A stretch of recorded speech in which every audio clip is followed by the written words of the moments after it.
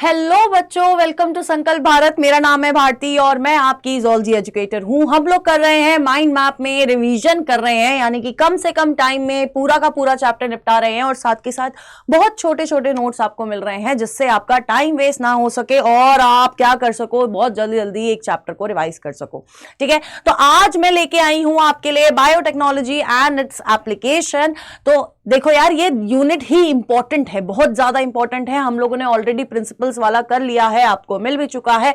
आज आपको मिलने वाला है एप्लीकेशन वाला चैप्टर। ठीक है, तो विदाउट वेस्टिंग टाइम हम लोग स्टार्ट कर लेते हैं।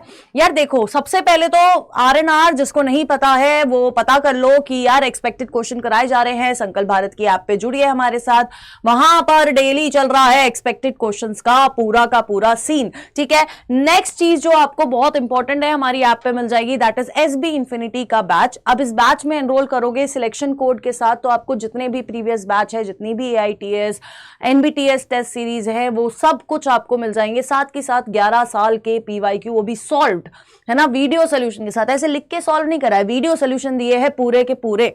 ठीक है, तो ये सारी चीजें हैं जो आपको एसबी इंफिनिटी में बिल्कुल मुफ्त मिलने वाली है। ठीक है, अब आज का क्या रहेगा ऑब्जेक्टिव? देखो यार, ये चैप्टर बेसिकली दो पार्ट्स में डिवाइडेड है कि एप्लीकेशंस इन एग्रीकल्चर और एप्लीकेशंस इन मेडिसिन, और साथ के साथ एक तीसरा पार्ट जिसको हमको भूलना नहीं है वो है एथिकल इश्यूज, जिसमें हम लोग बायोपायरेसी, पेटेंट्स के बारे में पढ़ते हैं। ठीक है, बायोएथिक्स के बारे में पढ़ते हैं। अब मैं सच बताऊं, ये जो लास्ट का इत्तू सा छोटू सा पार्ट दे रखा है आपको, वो पूरा एक सब्जेक्ट बन जाता है। तो सोचो कितना कंसाइज करके तुम्हारी एनसीईआरटी ने तुम्हें दिया है। ठीक है, आगे तुम लोग पढ़ोगे ये सब। ठीक है, तो यार स्टार्ट कर लेते हैं एप्लीकेशन इन एग्रीकल्चर। इसी एक पेज पे आपका एप्लीकेशन इन एग्रीकल्चर खत्म कर दिया है मैंने। ठीक है, तो इसी बात पे थोड़ा क्या कहते हो, प्यार बरसा दिया करो, थोड़ी लाइक वाइक कर दिया करो यार। देखो सबसे पहले यार, ये रिकॉम्बिनेंट डीएनए टेक्नोलॉजी हम लोगों ने मेडिसिन में भी ला दी, एग्रीकल्चर में भी ला दी, फार्मास्यूटिकल में भी ला दी। हर जगह जहां जहां हम लोग इसको घुसा सकते थे ना, इस आरडीएनए टेक्नोलॉजी को, वहां वहां हमने इसका यूटिलाइज करा है, वहां वहां इसकी यूटिलाइजेशन हुई है। अब कुछ तो होगा ना इसके अंदर कि यार ये हर प्रॉब्लम को सॉल्व कर रही है। ठीक है, तो यार देखो, एग्रीकल्चर में घुसाने का इसका मतलब क्या था, एग्रीकल्चर में इसको यूज करने का मतलब क्या था? इसको यूज करने का मतलब था कि पहले के टाइम पे हमारी जो जनसंख्या थी, पॉपुलेशन धीरे धीरे बढ़ती जा रही थी, है ना, लेकिन फूड रिसोर्सेज उतने नहीं मिल रहे थे, है ना, स्टारवेशन के कारण डेथ हो रही थी। तो उसको कंट्रोल करने के लिए, उस प्रॉब्लम को सॉल्व करने के लिए हमने सोचा क्यों ना यहां पर भी आरडीएनए टेक्नोलॉजी का यूज किया जाए। अब ऐसा यूज हुआ कि यार क्या बात है, मजा ही आ गया, है ना, बहुत अच्छा हमें इसका आउटकम मिला। ठीक है, अब यार देखो, सबसे पहले प्रॉब्लम तो मैंने आपको बता दी, उसके कुछ सॉल्यूशंस भी ढूंढे गए आरडीएनए टेक्नोलॉजी से पहले। पहला क्या था? Agrochemical based agriculture. अब एग्रोकेमिकल के अंदर जब हम लोगों ने यूटिलाइजेशन करी तो हमने यूज किया केमिकल्स। अब केमिकल्स का यूज हुआ, ठीक है यार, हमें आउटपुट भी अच्छा मिला, ठीक है यार, लेकिन अभी भी दिक्कत थी। दिक्कत क्या थी बच्चों? दिक्कत ये थी कि हमारा क्या हो रहा था, केमिकल्स के यूज के वजह से क्वालिटी क्या हो रही थी, डिक्लाइन हो रही थी। तो हमने सोचा यार इस पे हम लोग ज्यादा देर तक तो रिलाई नहीं कर सकते हैं। नेक्स्ट हमने किया ऑर्गेनिक एग्रीकल्चर। ऑर्गेनिक एग्रीकल्चर में क्वालिटी बढ़िया आ रही है, यील्ड बढ़िया आ रही है, लेकिन भैया बड़ा ही महंगा है, एक्सपेंसिव है, हर कोई अफोर्ड नहीं कर पा रहा।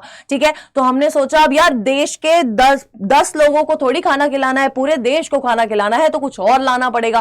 फिर आई बारी किसकी? जेनेटिकली इंजीनियर्ड क्रॉप्स की। यहां पर हम लोगों ने क्रॉप्स के जीन्स को थोड़ा मॉडिफाइड किया, उनको इंजीनियर करा, उसमें कुछ चेंजेस करी, जिसके वजह से हमें अच्छी यील्ड भी मिली और अच्छी क्वालिटी भी मिली, और अपने हिसाब से हमने चेंजेस करी। अब ये चेंजेस या तो हम लोग कोई जीन बाहर से लेके आए और उसको यहां पर ऐड कर दिया, या यहां जो जीन थी जो प्रॉब्लम क्रिएट कर रही थी उसको ही हम लोगों ने या तो ब्लॉक कर दिया कि बोला भैया अब तू चैट लिस्ट में तो है लेकिन ब्लॉक्ड है, या फिर हमने उसको निकाल के बाहर फेंक दिया है मक्खी की तरह। ठीक है, तो यार ये चीज हमने करी। अब ये चीज हुई जब आरडीएनए टेक्नोलॉजी हुई, उससे पहले आया यार अपना green revolution. Father of green revolution किसको बोला जाता है? नॉर्मन ई बोरलॉग को बोला जाता है। अब ग्रीन रेवोल्यूशन इतना इंपॉर्टेंस क्यों रखता है?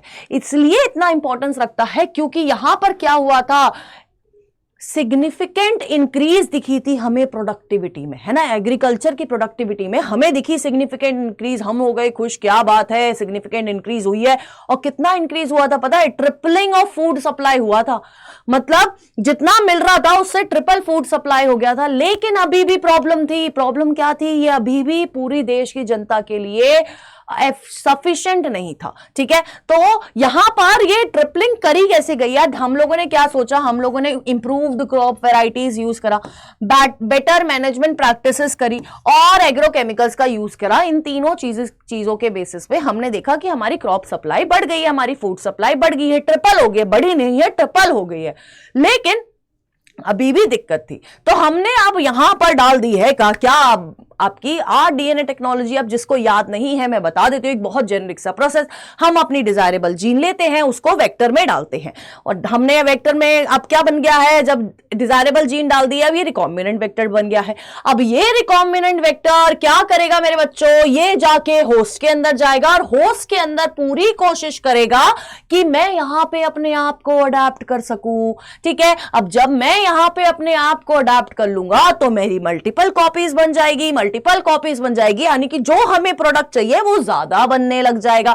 तो इन सारे मेथड्स का यूज करके, इस जनरल से प्रोसेस का यूज करके हमने एग्रीकल्चर में इसका पूरा फुल यूटिलाइजेशन लिया है ना, पूरा इस्तेमाल किया है आरडीएनए टेक्नोलॉजी को, और अभी भी कर रहे हैं। तो सबसे पहला एग्जांपल आता है यार गोल्डन राइस का, है ना। ये किसने बनाया था? It was developed by Potrykus and Beyer. अब क्या था गोल्डन राइस में? हमने कोशिश करी थी कि उसको विटामिन ए रिच बनाए, यानी कि बहुत ज्यादा विटामिन ए हमें इस गोल्डन राइस से मिल सके। ये हमारी पूरी की पूरी कोशिश थी। और आयरन डेफिशिएंसी जैसी चीजों को हम लोग क्या कर सके, बड़ा मतलब खत्म कर सके, क्योंकि यार बच्चों को पालक पुलक तो पसंद नहीं है, खाते हैं ही नहीं। तो हमने सोचा चावलों के साथ ही हम लोग कुछ योगदान डाल दें। तो यहां पर इन दोनों चीजों के लिए हमने क्या करा, यहां पर इसके गोल्डन राइस बनाने की कोशिश करिए। अब इसको गोल्डन नाम क्यों बोला गया? तो सबसे पहले बता दूं, जो आपका विटामिन ए है वो क्या है? इनएक्टिव फॉर्म में रहता है। उसको क्या चाहिए? उसको अक्यूमुलेट होने के लिए बीटा कैरोटीन चाहिए। बीटा कैरोटीन क्या है? प्रिंसिपल सोर्स है विटामिन ए का। और इसी बीटा कैरोटीन के लिए, इसी बीटा कैरोटीन की वजह से राइस क्या हो जाते हैं? उनका बेस हो जाता है येलो कलर का। तो इस वजह से, उस येलो कलर की वजह से हमने क्या बोला? हमने इसको बोल दिया गोल्डन राइस। अब यहां पर हमने कौन सी वैरायटी यूज करी थी? हमने यहां पर यूज करी थी ओराइजा सटाइवा। अब क्या हुआ इसमें? हम लोगों ने क्या डाला? हम लोगों ने डाला डेफोडिल के जीन्स डाले, और टेम्परेट राइस स्ट्रेन में हमने क्या कर दिया? इंसर्ट कर दिया। अब जो हमें राइस मिल रहा है वो बीटा कैरोटीन उसमें बहुत ज्यादा है, बीटा कैरोटीन ज्यादा है, यानी कि it is the principal source of vitamin A. Vitamin A भी बढ़ेगा और येलोइश कलर बनेगा, तो हमें मिल जाता है हमारा विटामिन ए, जो कॉम्बैट कर रहा है विटामिन ए और आयरन डेफिशिएंसी को। ठीक है, क्लियर है। नेक्स्ट चीज हम लोगों ने क्या करी? नेक्स्ट चीज हमने करी एंडोटॉक्सिन्स ऑफ बैसिलस थुरिंजिनेसिस। क्या करी? Endotoxins of Bacillus thuringiensis. ठीक है, अब इसमें क्या हुआ देखो यार, बेसिकली बीटी क्या है? During sporulation Bacillus thuringiensis. BT से कोई बैड ट्रिप नहीं समझेगा इसे, ठीक है। ये ड्यूरिंग स्पोरुलेशन फॉर्म करता है क्रिस्टलाइन बॉडीज। क्या फॉर्म करता है? क्रिस्टलाइन बॉडीज फॉर्म करता है। और क्या देता है? इंसेक्टिसाइडल प्रोटीन है ना। ये क्रिस्टलाइन बॉडीज क्या है? दे आर इंसेक्टिसाइडल प्रोटीन, यानी इंसेक्ट को मारने वाली प्रोटीन्स है। अब ये तो यार बड़ा फायदा हो गया, क्योंकि हमारे क्रॉप की यील्ड को सबसे ज्यादा हैम्पर कौन करते हैं? इंसेक्ट करते हैं, पेस्ट करते हैं। अब अगर उसको मारने वाली जीन ही हमें मिल जाए तो क्या बात हो जाए, ठीक है। अब यार देखो, इंसेक्टिसाइडल प्रोटीन हमने मान लिया, ठीक है। ये क्या बन गया? Insecticidal protein. अब इस इंसेक्टिसाइडल प्रोटीन को हम लोग क्या बोलते हैं? एंडोटॉक्सिन बोलते हैं। क्या बोलते हैं? एंडोटॉक्सिन बोलते हैं। और ये बेसिकली अगर हम लोग बैसिलस थुरिंजिनेसिस की बात करते हैं, ये एंडोटॉक्सिन क्या है? इस बीटी का क्या है? एक डिफेंस मैकेनिज्म है। किसी चीज से बचने के लिए ये प्रोटीन क्या कर रहा है? बना रहा है। अब हमने इस प्रोटीन का कैसे यूज किया? ये एंडोटॉक्सिन जो होता है इनएक्टिव प्रिकर्सर होता है है ना, इनएक्टिव रहता है, जब तक बाहर है तब तक इनएक्टिव है। लेकिन जैसे ही कोई कीड़ा आएगा, है ना, मस्त कीड़ा मजे मजे में आ रहा है, उसने देखा एंडोटॉक्सिन, मैं इसको खा जाऊंगा। अब जैसे ही इसने उसे खाया, है ना, तो क्या होगा, ये उस कीड़े की, ये उस इंसेक्ट की गट में जाके एक्टिवेट हो जाता है, इसको चढ़ जाती है माता, है ना। क्या हो जाता है, उसके गट में एल्कलाइन पीएच है, एल्कलाइन मीडियम है, जिसके वजह से वो क्या हो जाता है, एक्टिवेट हो जाता है। अब ये प्रोटीन, प्रोटॉक्सिन क्या होता है, क्लीव होता है, और फिर ये अपनी टॉक्सिसिटी दिखाना शुरू करता है। इसने ये सोचता है बहुत ले लिया मेरे को हल्के में लोगों ने, अब मैं बताऊंगा।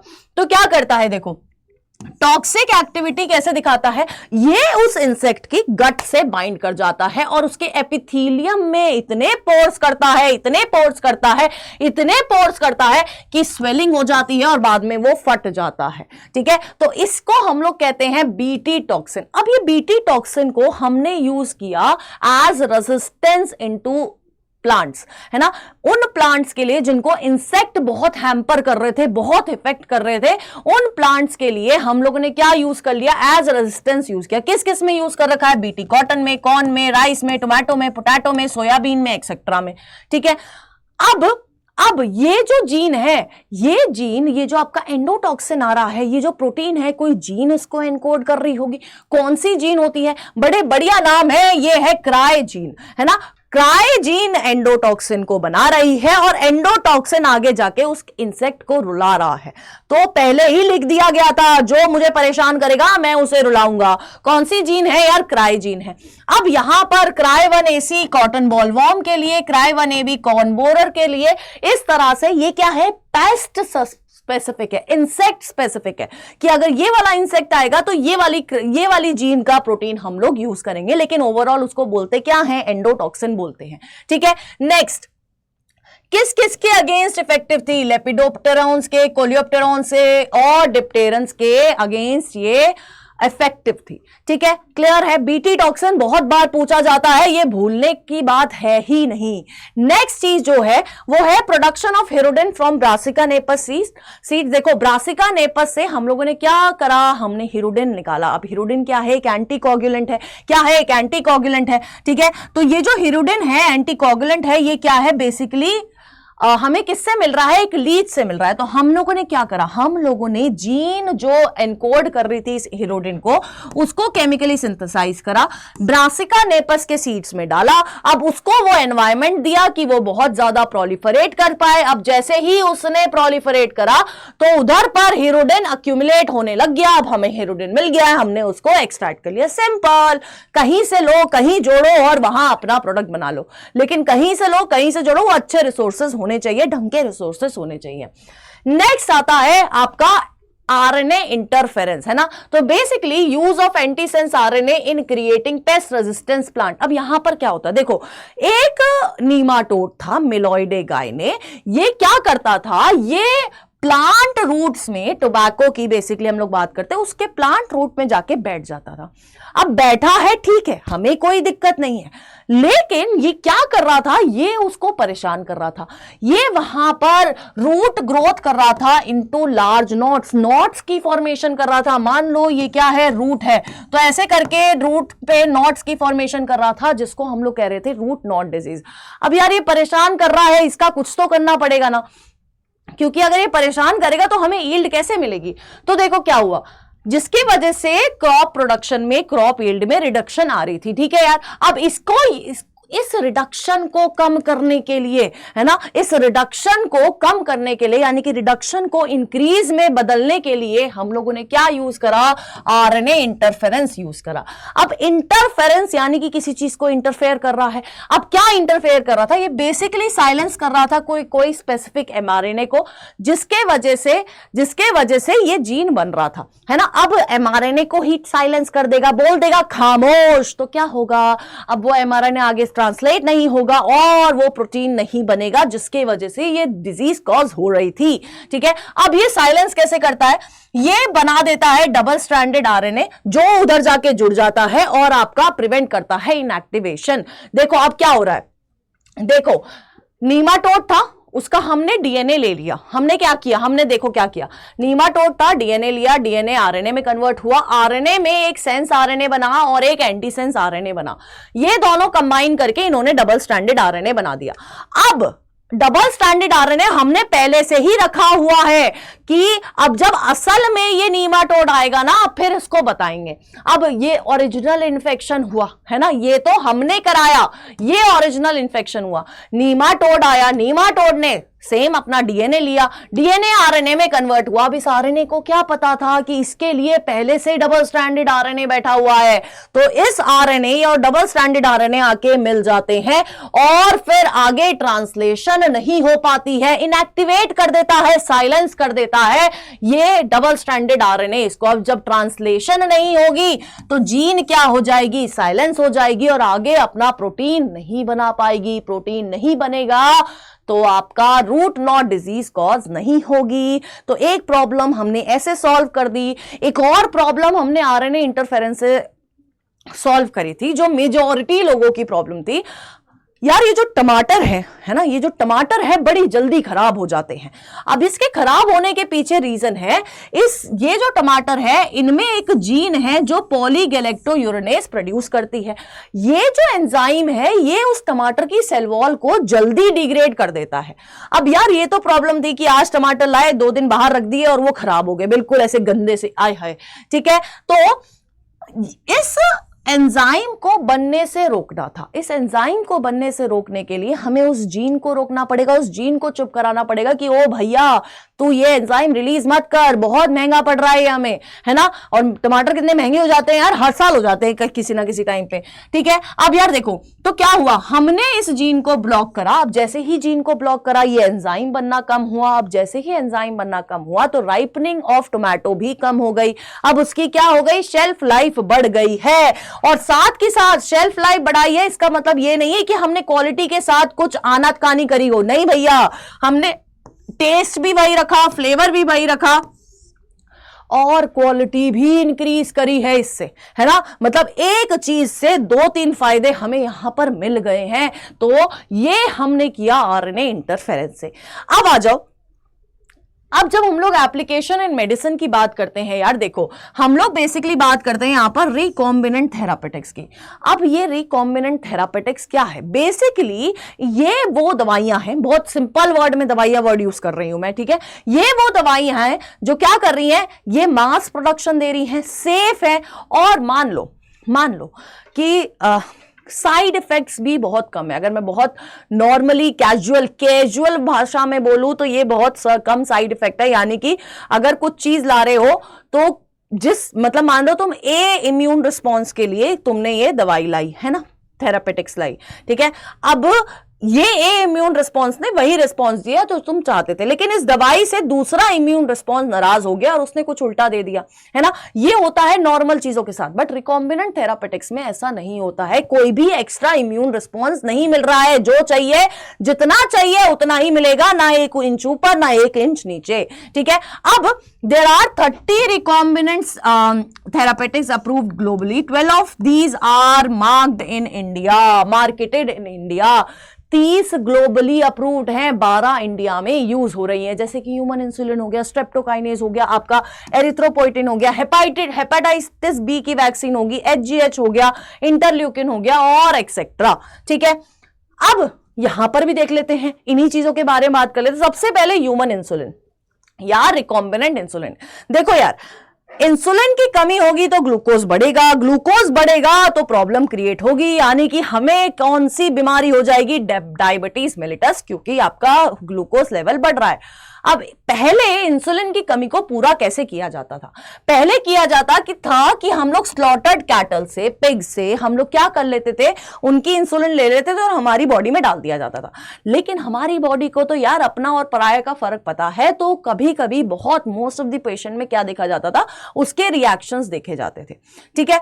तो हमने सोचा यार ये तो ज्यादा दिन नहीं चल पाएगा, है ना, तो हमें इसको बनाना ही पड़ेगा। अब बनाया कैसे जाता है, तो बेसिकली देखो बनाने में दिक्कत नहीं थी, लेकिन एक बहुत मेजर प्रॉब्लम थी कि जो हमारी अंदर की जीन्स है ना, हमारी अंदर की जीन है जो इंसुलिन बना रही हैं वो इनएक्टिव इंसुलिन बनाती हैं।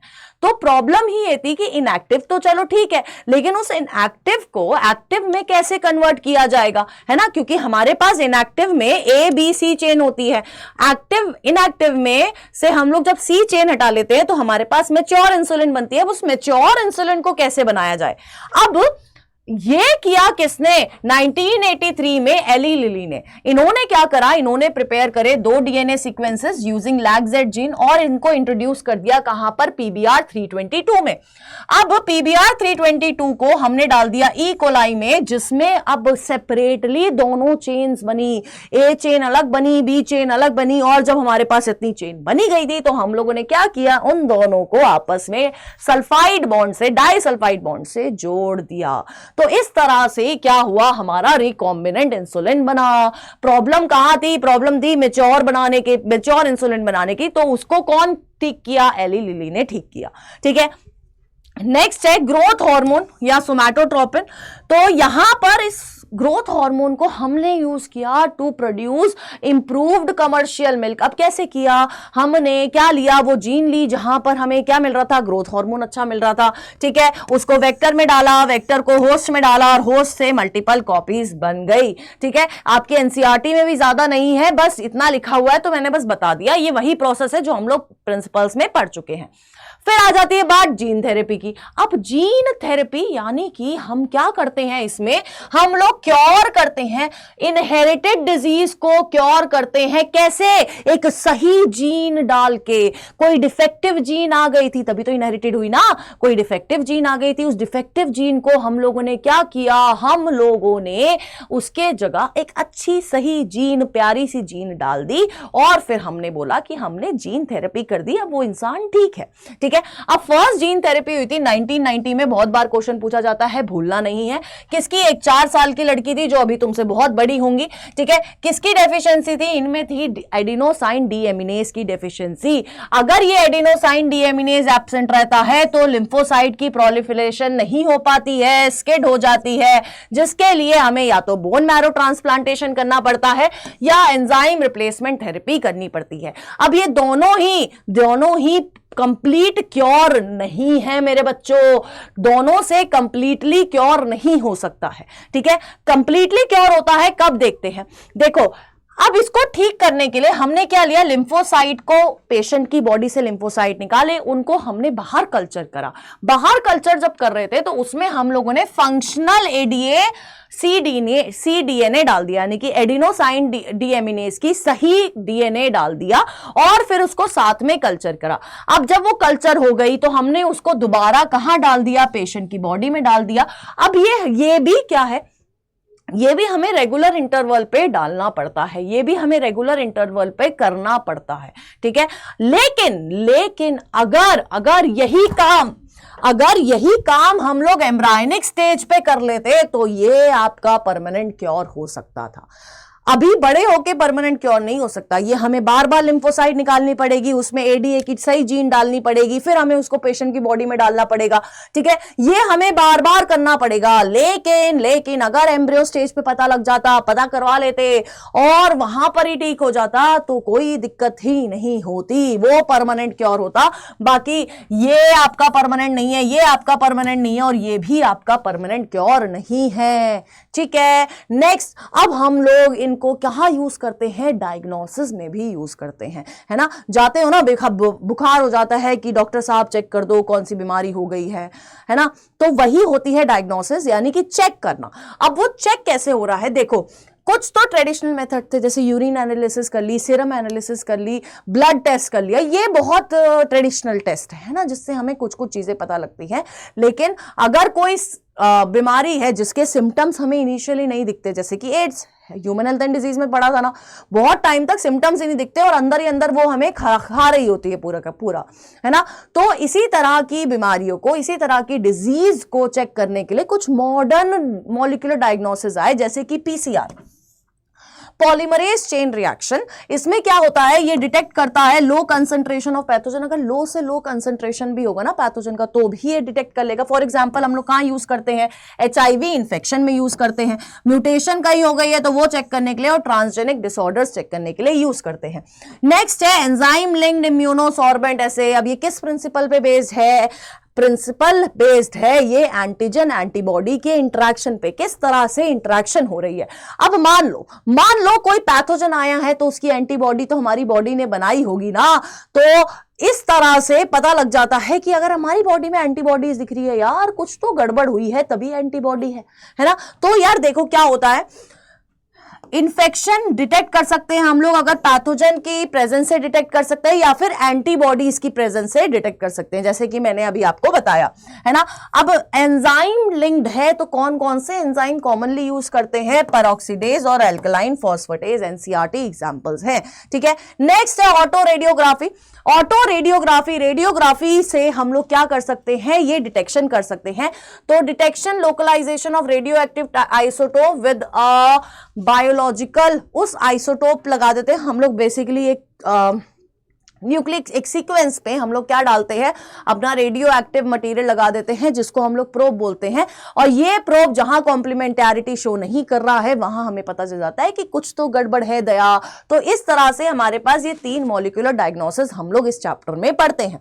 नेक्स्ट चीज क्या है, नेक्स्ट है आपका ट्रांसजेनिक एनिमल्स, है ना। ट्रांसजेनिक एनिमल्स यानी कि वो एनिमल्स जिनके जीन में, जिनके डीएनए में हम लोगों ने कुछ ऑल्टरेशन कर दी है, कुछ मैनिपुलेशन कर दी है, उस तरह के एनिमल को हम लोग बोलते हैं ट्रांसजेनिक एनिमल। अब 95% ऑफ ट्रांसजेनिक एनिमल्स कौन है, माइस है। बेचारे माइस पे ही हम लोग सारा क्या करते हैं, सारा का सारा प्रॉब्लम हम लोग उसी के साथ क्रिएट करते हैं। सबसे ज्यादा यूटिलाइज होने वाला एनिमल वही है हमारे एक्सपेरिमेंट में, ठीक है। अब ये कैसे कर सकते हैं, ट्रांसजेनिक एनिमल हम लोग बना सकते हैं with the use of micro injection, retrovirus transfer और एम्ब्रायनिक सेल ट्रांसफर के मदद से भी कर सकते हैं, ठीक है। अब बेनिफिट क्या थे, बेनिफिट ये थे कि हम लोग काफी सारी चीजें, जैसे फॉर एग्जांपल हमने ट्रांसजेनिक एनिमल बना दिया, क्या एक डिजीज मॉडल बना दिया। अब उस डिजीज को स्टडी करने के लिए हमने एक मॉडल बना दिया, वो इजी हो गई ना स्टडी। अब इजी अगर स्टडी होगी तो उसका क्योर भी जल्दी निकल जाएगा। ऐसे मॉडल्स हैं हमारे पास कैंसर के, अल्जाइमर के, सिस्टिक फाइब्रोसिस के, एक्सेट्रा, आपकी एनसीईआरटी एग्जांपल्स है ये, ठीक है। नेक्स्ट एग्रीकल्चर में ब्रीडिंग, क्वालिटी, डिजीज रेजिस्टेंस हम लोगों ने प्रोवाइड कर दिया, ठीक है। नेक्स्ट मेडिसिन में एक शीप थी जिसका नाम था ट्रेसी, उसने क्या बनाया, अल्फा-1 एंटीट्रिप्सिन बनाया। ये ट्रीटमेंट है किसका, आपके एम्फाइसीमा का, जो स्मोकर्स को होता है। नेक्स्ट एक रोजी काउ थी जिसने अल्फा लेक्टलब्यूमिन बनाया, प्रोटीन एनरिच्ड मिल्क प्रोड्यूस कर रही थी। कितना प्रोटीन, 2.4 ग्राम पर लीटर, इतना प्रोटीन दे रही थी। इसके अलावा हमने फिनाइल कीटोन्यूरिया का भी क्या करा, यहां से ट्रीटमेंट निकाला यूजिंग ट्रांसजेनिक एनिमल। अब जो देखो डॉली द शीप याद है जो क्लोन हुई थी, है ना। डॉली की बहन थी पॉली और मॉली, इनको क्लोन भी किया गया था और ये ट्रांसजेनिक भी थी, यानी कि इनके जीन में क्या करी गई थी, ऑल्टरेशन भी करी गई थी। इसके अलावा एक मंकी भी है जो क्या है, ट्रांसजेनिक है, उसका नाम है एंडी। कितना बढ़िया नाम नहीं है, एंजी। तो इस एंडी के अंदर हमने क्या डाला था, ग्रीन फ्लोरोसेंट प्रोटीन जीन डाली थी और इसको हमने ट्रांसजेनिक बनाया था, ठीक है। ये हो गई आपकी ट्रांसजेनिक एनिमल्स की बात। नेक्स्ट है आपके एथिकल इशू। एथिकल इश्यूज में हम लोग बेसिकली 3 चीज पढ़ते हैं, बायोएथिक्स, पेटेंट्स और आपका बायोपायरेसी।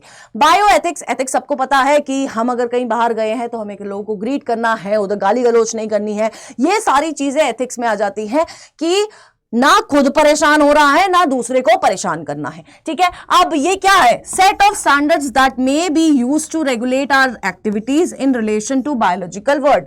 अब बायो लग गया है तो बायोलॉजिकल वर्ल्ड की बात कर रहे हैं। अब ये एथिक्स, ये रूल्स, ये स्टैंडर्ड्स बना कौन रहा है, ये बनाता है एक जीईएसी यानी कि genetic engineering approval committee.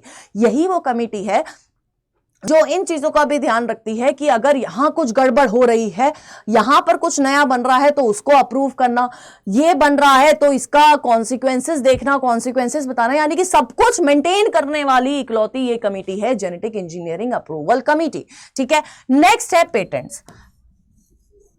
Patents basically अगर कोई इंसान कुछ नया बना रहा है ना, या किसी बनी बनाई चीजों में कुछ मॉडिफिकेशन ला रहा है, तो वो उसके लिए गवर्नमेंट से अपना पेटेंट ले सकता है कि ये मैंने बनाया है, मुझे इसका पेटेंट चाहिए। ठीक है, अब जब गवर्नमेंट पेटेंट देती है वो इस बहाने देती है कि अब मैंने तो आपको पेटेंट दे दिया, आपके नाम से ही ये प्रोसेस, ये मान लो मैंने एक बॉटल बनाई, वो बॉटल मशहूर रहेगी, आपने बनाई है ये बॉटल, आपका डिजाइन है ये।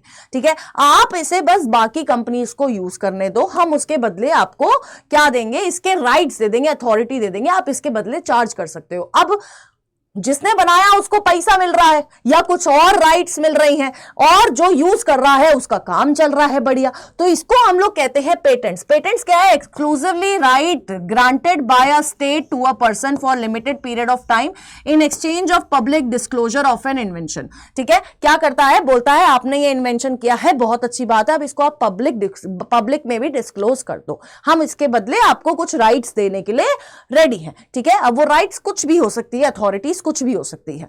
ठीक है, अब उस पेटेंट, अगर पेटेंट जब बनता है उसका अप्रूवल के लिए हमें चाहिए होती है नोवेल्टी। नोवेल्टी यानी कुछ नया होना चाहिए, नॉन ऑब्वियसनेस यानी कि पहले जैसा कुछ भी नहीं होना चाहिए, और उसका सबसे इंपॉर्टेंट यूटिलाइजेशन होना चाहिए। अब ऐसा नहीं है तुमने सिर्फ अपने काम की कोई चीज बना दी, ना ना, वो कुछ नया नहीं है ना, वो फिर यूजफुल नहीं है। यूटिलिटी होनी चाहिए कि मैक्सिमम लोगों के काम आए वो चीज, तब आपको पेटेंट मिलेगा। ठीक है, तो ये हो गया पेटेंट। नेक्स्ट है बायोपायरेसी। बायोपायरेसी, पायरेटेड सीडी ले लेके सबने देखी होगी। अब तुम्हारे टाइम पे कहां सीडी, तुम तो वो बच्चे हो ना जिनको किसी ना किसी साइट पे मिल जाती है नई नई मूवी, है ना, वो पायरेटेड है। वो क्या है, इलीगल यूज है उस मूवी का, उस सीरीज का, जो बेचारा कोई मेहनत करके बना रहा है और तुम उसको फ्री में देख रहे हो, है ना, तो ये गलत चीज है। ऐसे ही जब बायोलॉजिकल वर्ल्ड में हम लोग बायो रिसोर्सेज का गलत यूज करते हैं, है ना, विदाउट प्रॉपर ऑथराइजेशन हम लोग यूज करते हैं, जैसे मल्टीनेशनल कंपनीज करती है या कोई भी कर रहा है XYZ, तो हम लोग उसको बोलते हैं चोरी, यानी कि बायोपायरेसी।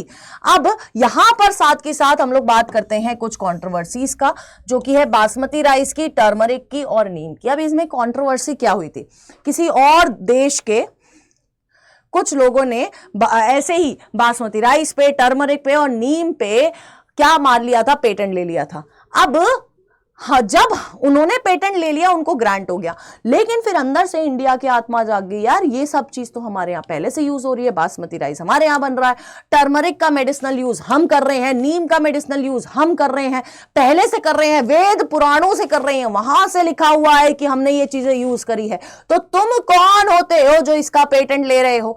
तुम कोई नहीं होते। तो फिर बाद में वो पेटेंट की कुछ राइट्स वापस ले ली गई थी उन कंपनी से जिन्होंने पेटेंट लिया था। तो कुछ इस तरह की कॉन्ट्रोवर्सीज भी हुई और इसमें ये आपके एनसीईआरटी में इनका जिक्र हुआ है। तो यहां पर आपका खत्म होता है chapter biotechnology and its application, जहां पर आपने पूरा एग्रीकल्चर देख लिया बहुत शॉर्ट फॉर्म में, और वहीं पर आपने पूरा का पूरा क्या देख लिया, एप्लीकेशंस इन मेडिसिन भी देख लिया और एथिकल इश्यूज भी देख लिए। यहां पर एनसीईआरटी का कोई भी पॉइंट में क्या है, छूटा नहीं है, सब कुछ यहां पर प्रॉपर्ली अवेलेबल है, बस थोड़े शॉर्ट फॉर्म में, थोड़ा टेबल के फॉर्म में लिखा हुआ है ताकि आपको कम टाइम लगे टू रिवाइज। ठीक है, और फिर भी कुछ डाउट रह जाता है तो प्लीज डू कमेंट्स, मैं वहां पर रिप्लाई करूंगी।